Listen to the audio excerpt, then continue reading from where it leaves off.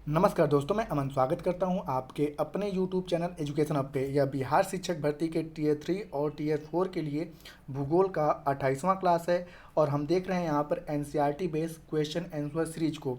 आज की जो कक्षा है वह कक्षा 11 के भूगोल का अध्याय 7 है। मृदा पर आधारित आपके क्वेश्चन आंसर रहेंगे। तो अगर अभी भी आपने चैनल को सब्सक्राइब नहीं किया है तो चैनल को सब्सक्राइब अवश्य कर लें और इस पीडीएफ को प्राप्त करने के लिए आप हमारे टेलीग्राम से जुड़ सकते हैं, जिसका लिंक वीडियो के डिस्क्रिप्शन में दिया हुआ है। तो चलिए बढ़ते हैं क्वेश्चन की तरफ। तो यहाँ पे पहला प्रश्न पूछा गया है कि काजू की कृषि के लिए कौन सी मृदा सर्वाधिक उपयुक्त है? काली मृदा, जलोढ़ मृदा, पीट मृदा या लेटराइट मृदा? तो यहाँ पे काजू की खेती के लिए सर्वाधिक उपयुक्त मृदा होती है लेटराइट मृदा। तो आंसर होता है डी। और काजू के लिए कौन से राज्य उपयुक्त हैं? तो तमिलनाडु, आंध्र प्रदेश और केरल राज्य काजू की खेती के लिए काफ़ी प्रसिद्ध राज्य हैं भारत के।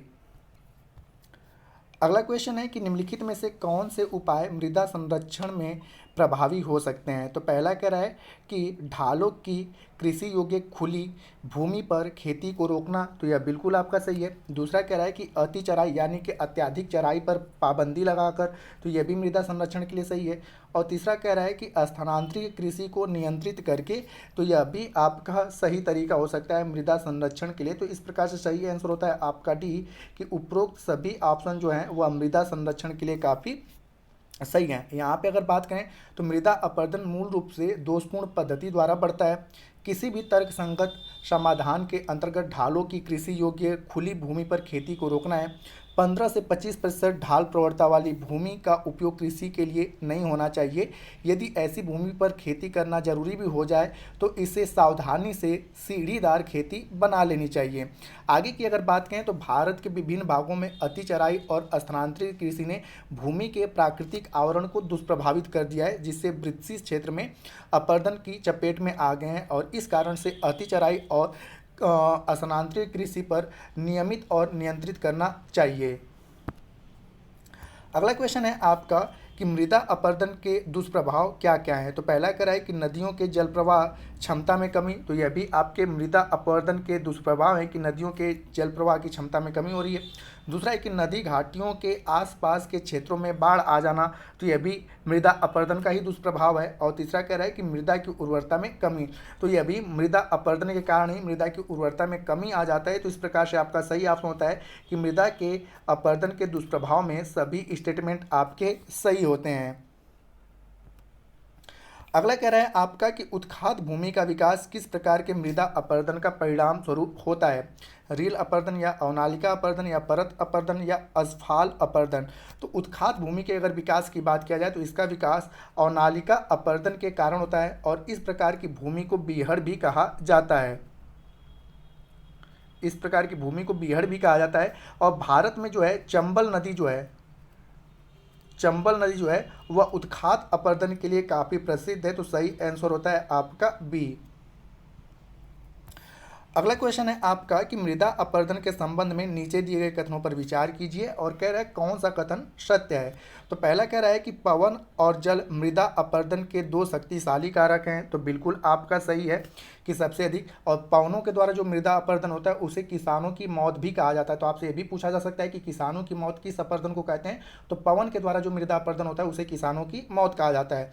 दूसरा कह रहा है कि समतल भूमि पर मूसलाधार वर्षा के बाद परत अपरदन होता है। तो ये भी सही है कि जब अत्यधिक वर्षा होती है तो मृदा की ऊपरी परत बह जाती है और यही आपकी उपजाऊ परत होती है। तो यह भी आपका सत्य है। और तीसरा कह रहा है आपका कि अवनालिका अपरदन समांतर तीव्र ढालों पर होता है। तो यह भी आपका स्टेटमेंट सही है कि अवनालिका अपरदन अक्सर करके मतलब कि तीव्र ढालों पर होता है। तो इस प्रकार से मृदा अपरदन के बारे में सभी के सभी स्टेटमेंट आपके सत्य हैं। तो सही आंसर होता है आपका डी।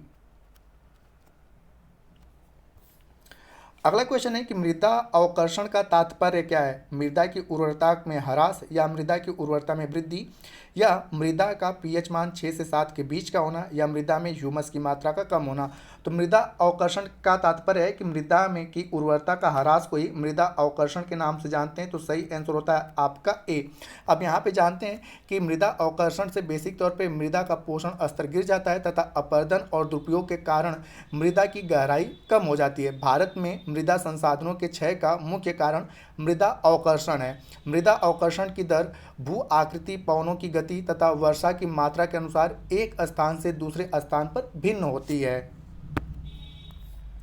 अगला क्वेश्चन है, निम्नलिखित में से कौन से क्षेत्र में पीट मृदा के विकास के लिए सर्वाधिक अनुकूल है? तो पहला कह रहा है कि निम्न वर्षा युक्त शुष्क क्षेत्र या भारी वर्षा और उच्च आर्द्रता से युक्त क्षेत्र या हिमपात वाले पर्वतीय क्षेत्र या इनमें से कोई नहीं। तो बेसिक तौर पे पीट मृदा के लिए भारी वर्षा और उच्च आर्द्रता से युक्त क्षेत्र बेसिक तौर पे जहाँ पे पाए जाते हैं वहाँ पर पीट मृदा का विकास होता है और यहाँ पर वनस्पतियों की वृद्धि भी अच्छी हो जाती है। अतः इन क्षेत्रों में मृत जैव पदार्थ की मात्रा में इकट्ठे हो जाते हैं जो मृदा को ह्यूमस और पर्याप्त मात्रा में जैव तत्व प्रदान करते हैं। इन मृदाओं में बेसिक तौर पे अगर जैव पदार्थों की बात की जाए तो 40 से 50% तक जैव पदार्थ यानी कि ह्यूमस होते हैं और ये मृदाएं सामान्यतः गाढ़े और काले रंग की होती है। तो सही आंसर होता है कि पीट मृदा के लिए भारी वर्षा और उच्च आर्द्रता युक्त क्षेत्र होते हैं। अगला क्वेश्चन है कि किसका उपयोग करके मृदा की लवणता और क्षारीयता की समस्या का समाधान किया जा सकता है? तो अगर बात करें कि मृदा की लवणता और क्षारीयता की समस्या से निपटने के लिए जिप्सम का उपयोग किया जाता है तो सही आंसर होता है आपका डी। और यह समस्या विशेष रूप से पंजाब हरियाणा के हरित क्रांति वाले क्षेत्रों में दिखाई देती है। और साथ ही साथ आपने पता है कि जब हरित क्रांति को लाया गया था तो 3 राज्यों को लिया गया था, पंजाब, हरियाणा और यूपी। तो इस प्रकार की समस्या इन 3 राज्यों में अधिक मात्रा में दिखाई देती है। अगला क्वेश्चन है कि भारत के सिंचित क्षेत्र में कृषि योग्य भूमि निम्नलिखित में से किस कारण से लवणीय हो रही है? जिप्सम की बढ़ोतरी से या अति सिंचाई से या अतिचारण से या रासायनिक खादों के उपयोग से? तो अगर यहाँ पे बात करें तो भारत में अत्यधिक सिंचाई वाले गहन कृषि के क्षेत्रों में विशेष रूप से हरित क्रांति वाले क्षेत्रों में उपजाऊ जलोढ़ मृदा लवणीय होती जा रही है और जिसका मुख्य कारण है अति सिंचाई। शुष्क जलवायु वाली दशाओं में अत्यधिक सिंचाई केशिका क्रिया को बढ़ा देती है और इसके परिणाम स्वरूप नमक ऊपर की ओर बढ़ जाता है और मृदा की सबसे ऊपरी परत पर नमकीन जमा हो जाता है। तो यहाँ पे बेसिक तौर पे कृषि योग्य भूमि के लवणीय होने का मुख्य कारण आपका क्या है? अति सिंचाई है। और इस प्रकार की समस्या अगर देखा जाए तो भारत के किस राज्य में सबसे अधिक है? तो अति सिंचाई की जो समस्या है सबसे अधिक पंजाब राज्य में है। अगला क्वेश्चन है कि निम्नलिखित में से कौन सा कथन सत्य है? तो पहला कह रहा है कि लवणीय मृदाएं शुष्क और अर्ध शुष्क तथा जलाकांत क्षेत्रों और अनुपों में पाई जाती है। अनुप मतलब कि जो आपके दलदल होते हैं अनुपों में पाई जाती है, तो बिल्कुल आपका सत्य है। दूसरा कह रहा है कि डेल्टा प्रदेशों में समुद्र जल के भर जाने से लवण मृदाओं का विकास को बढ़ावा मिलता है, तो यह भी कथन आपका सत्य है। तो इस प्रकार से कह सकते हैं कि ऑप्शन सी सही है कि लवण मृदा के बारे में जो स्टेटमेंट दिए गए दोनों के दोनों सत्य हैं। अगला क्वेश्चन है आपका कि लवण मृदा में किन खनिजों का अनुपात अधिक होता है? तो यहाँ पे अगर लवण मृदाओं की अगर बात किया है तो लवण मृदा में सोडियम, पोटेशियम और मैग्नीशियम का अनुपात अधिक होता है। ये अनुर्वर होती हैं, मतलब कि यह भूमि के लिए सही नहीं होती हैं। इनमें से किसी भी प्रकार की वनस्पति इनमें क्या होती है? नहीं उगती है और मुख्य रूप से शुष्क जलवायु और खराब अपवाह के कारण इनमें लवण की मात्रा बढ़ जाती है। तो यहाँ पे सही ऑप्शन होता है आपका डी कि लवण मृदा में सोडियम, पोटेशियम और मैग्नीशियम का अनुपात बराबर होता है और इसके कारण मृदा जो होती है वह अनउपजाऊ हो जाती है। अगला क्वेश्चन है आपका कि निम्नलिखित में से कौन कौन से कारक मृदा को प्रभावित करते हैं? तो मृदा को प्रभावित करने वाले जो कारक हैं वह है आपका उच्चावच यानी कि भूमि की ऊंचाई जो है, वनस्पतियां भी है, जलवायु भी है, समय भी है, उसके साथ साथ आपकी मृदा की जनक सामग्री है। ठीक है, तो ये सभी के सभी जो कारण हैं मृदा निर्माण को प्रभावित करते हैं। तो सही आंसर होता है आपका डी। अगला क्वेश्चन है निम्नलिखित में से कौन सा कथन लेटराइट मृदा के संबंध में सही नहीं है? तो पहला कह रहा है कि यह मृदा उच्च तापमान और भारी वर्षा वाले क्षेत्रों में विकसित होता है, तो यह बिल्कुल सही है। दूसरा कह रहा है कि यह बहुत ही अपक्षलित मिट्टियाँ, अपक्षलित का मतलब कि अपर्दन वाली मिट्टियाँ हैं, जिन क्षेत्रों में पाई जाती हैं वहाँ पे अपर्दन बहुत अधिक होता है, तो यह भी आपका सही है।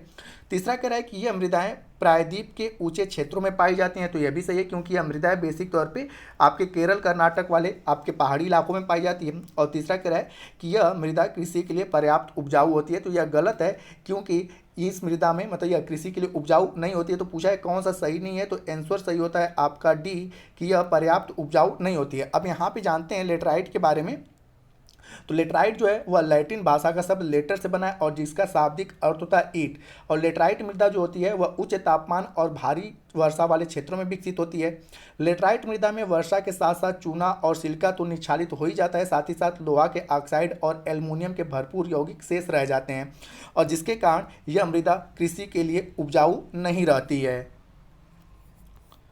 अगला क्वेश्चन है आपका कि लाल मृदा के संबंध में नीचे दिए कथनों पर विचार कीजिए और कह रहा है कि कौन सा कथन सत्य है। तो पहला कह रहा है कि लाल मृदा का विकास उन क्षेत्रों में हुआ जहां रवेदार आग्नेय चट्टानें पाई जाती, तो बिल्कुल सही, क्योंकि आप देखेंगे कि आप पूरा साउथ इंडिया जो है प्रायद्वीपीय भारत, वहाँ पे आग्नेय और कायांतरित चट्टानों से बना हुआ है, तो इसलिए लाल मृदा आपको बेसिक तौर पे इन्हीं क्षेत्रों में दिखाई देगा। और दूसरा कह रहा है कि लाल मृदा जलयोजित होने पर पीली दिखाई देने लगती है, तो यह भी आपका सही है कि जब लाल मृदा से, ठीक है, जल को निकाल दिया जाता है, ठीक है, जब इसमें जल को मतलब निकाल दिया जाता है तो बेसिक तौर पे कैसा दिखाए, मतलब जल इसमें जब मिलता है तो, ठीक है, लाल मृदा में जब जल मिलता है तो यह कैसा दिखाई देने लगता है, पीला दिखाई देने लगता है। तो दोनों के दोनों स्टेटमेंट आपका सत्य होता है। अगला क्वेश्चन है कि लाल मृदा का रंग लाल होने का कारण क्या है? जैव पदार्थों की अधिकता या फास्फोरस की अधिकता या ह्यूमस की कमी या लौह पदार्थों की उपस्थिति। तो लाल मृदा में फेरिक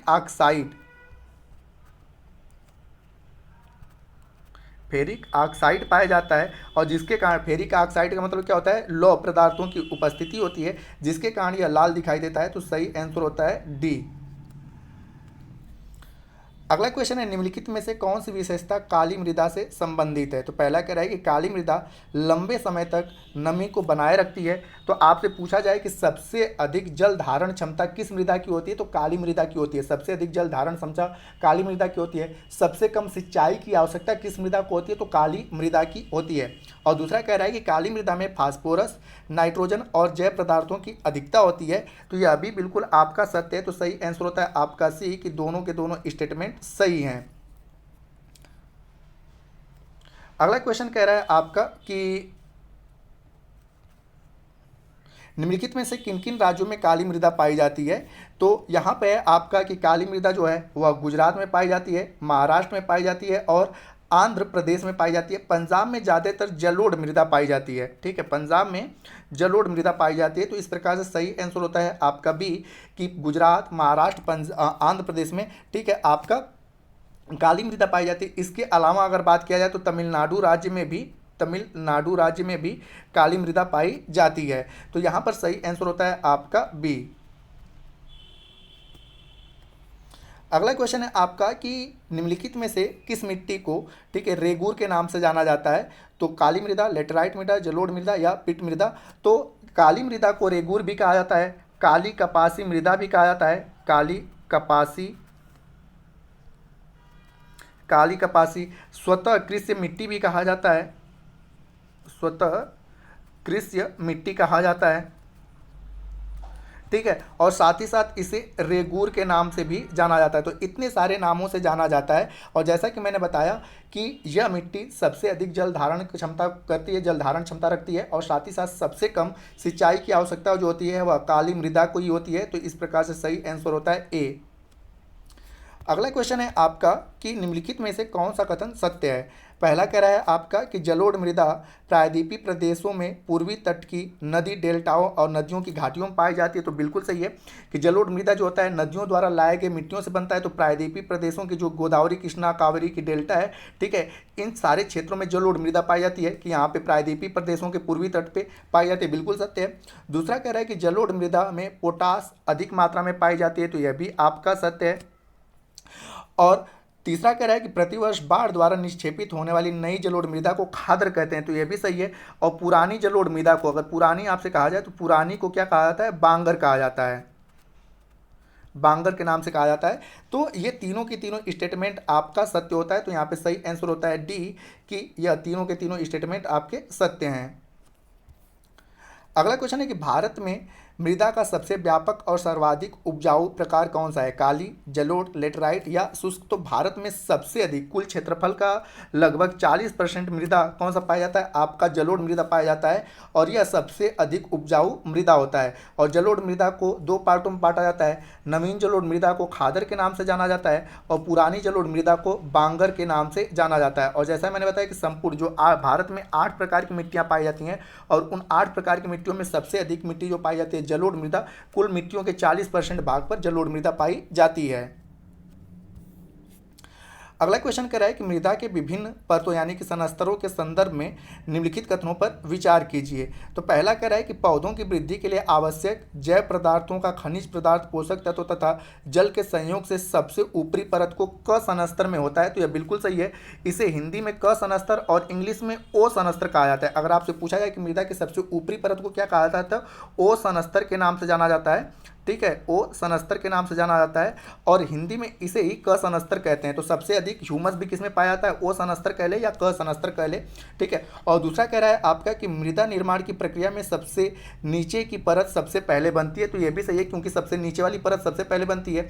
तो ओ, ए, बी, सी और डी होता है। ठीक है, डी में चट्टानें पाई जाती हैं, ए में आपकी मृदा की जड़ें मतलब कि पौधों की छोटी छोटी जड़ें पाई जाती हैं और बी में क्या होता है? जल पाया जाता है। सी में आपकी छोटी मोटी चट्टानें होती हैं और डी में क्या होता है? बड़ी बड़ी चट्टानें होती हैं। और सबसे अधिक ह्यूमस जो पाया जाता है ओ में पाया जाता है और इसी को क सनस्तर के नाम से भी जाना जाता है।